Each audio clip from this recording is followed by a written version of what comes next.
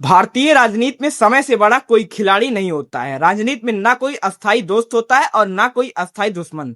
जो दल कभी एक दूसरे के खिलाफ चुनाव लड़ते थे, एक दूसरे पर तीखे हमले करते थे, आज वही दल एक मंच पर खड़े दिखाई दे रहे हैं। यही वजह है कि आज देश की राजनीति एक ऐसे मोड़ पर खड़ी दिख रही जहां विपक्ष की एकजुटता की तस्वीर लगातार बदलती जा रही है। देश की बदलती राजनीतिक परिस्थितियों ने विपक्ष की राजनीति की दिशा बदल दी है। पहले अरविंद केजरीवाल को बड़ा राजनीतिक झटका लगा, उसके बाद बिहार की राजनीति में बदलाव देखने को मिला और फिर पश्चिम बंगाल की राजनीति में भी ऐसे घटनाक्रम सामने आए जिन्होंने पूरे विपक्ष को नए सिरे से सोचने पर मजबूर कर दिया। लेकिन सबसे दिलचस्प बात यह है कि जो दल कभी कांग्रेस के सबसे बड़े आलोचक हुआ करते थे, जो दल कांग्रेस से अलग होकर अपनी राजनीतिक पहचान बनाते थे, आज वही दल कांग्रेस और राहुल गांधी के साथ खड़े दिखाई दे रहे हैं। ममता बनर्जी कभी कांग्रेस का ही हिस्सा थी, बाद में उन्होंने कांग्रेस से अलग होकर अपनी पार्टी बनाई और पश्चिम बंगाल में कांग्रेस के खिलाफ राजनीति की।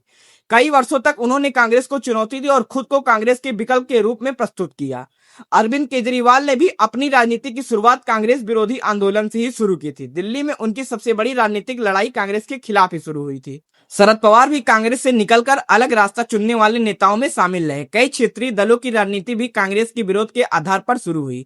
एक समय ऐसा था जब क्षेत्रीय दल मानते थे कि कांग्रेस का दौर खत्म हो चुका है और अब राष्ट्रीय राजनीति में उनकी भूमिका कम होती जा रही है। लेकिन राजनीति का चक्र बहुत तेजी से घूमता है। आज वही दल कांग्रेस को एक बार फिर विपक्षी राजनीति के केंद्र में देखने लगे हैं। इसके पीछे सबसे बड़ा कारण है भारतीय जनता पार्टी का लगातार मजबूत होना।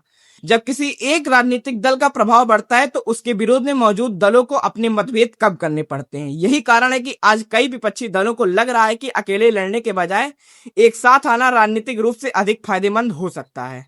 यही वजह है कि राहुल गांधी, जिन्हें कुछ साल पहले विपक्ष का सर्वमान्य चेहरा मानने से कई दल हिचकिचाते थे, आज कई मुद्दों पर विपक्षी राजनीति के प्रमुख चेहरों में दिखाई देते हैं।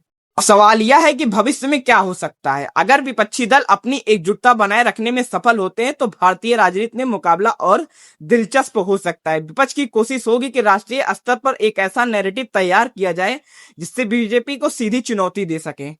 हालांकि यह काम आसान नहीं होगा क्योंकि विपक्षी दलों के बीच विचारधारा, नेतृत्व और क्षेत्रीय हितों को लेकर कई मतभेद मौजूद हैं। सीट बंटवारा हमेशा सबसे बड़ा विवादित मुद्दा रहता है। कई राज्यों में विपक्षी दल एक दूसरे के सीधे प्रतिद्वंदी भी हैं। इसलिए विपक्षी एकता की तस्वीर जितनी मजबूत दिखाई देती है उतनी आसान जमीन पर नहीं है। दोस्तों, आप क्या सोचते हैं? कमेंट बॉक्स में अपनी राय जरूर दीजिएगा और अगर वीडियो अच्छी लगी हो तो वीडियो को लाइक करके चैनल को सब्सक्राइब जरूर कर दीजिएगा।